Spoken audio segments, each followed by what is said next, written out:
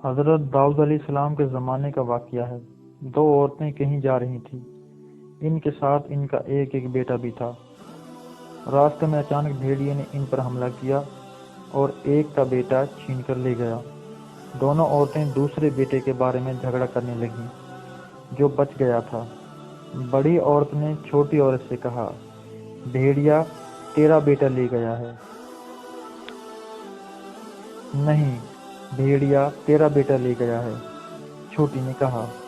پھر وہ دونوں اپنا فیصلہ کرانے حضرت داؤد علیہ السلام کے پاس آئیں تو آپ نے بڑی کے حق میں فیصلہ کر دیا، یعنی زندہ لڑکا بڑی عورت کا ہے اور بھیڑیا چھوٹی عورت کے بیٹے کو لے گیا۔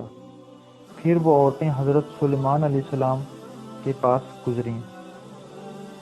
حضرت سلیمان علیہ السلام نے فرمایا، میرے پاس چھری لاؤ، میں اس زندہ لڑکے کے 2 ٹکڑے کر کے ایک ایک ٹکڑا دونوں کو دے دیتا ہوں۔ یہ سن کر چھوٹی عورت نے کہا، اللہ تم پر رحم فرمائے، یہ اس بڑی کا بیٹا ہے۔ حضرت سلیمان علیہ السلام نے یہ سن کر چھوٹی عورت کے حق میں فیصلہ دے دیا۔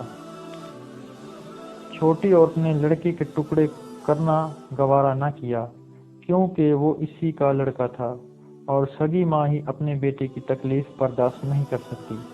اللہ تعالیٰ نے حضرت سلیمان علیہ السلام کی تعریف کی کہ اللہ نے اسے فیصلے کا الہام کیا تھا۔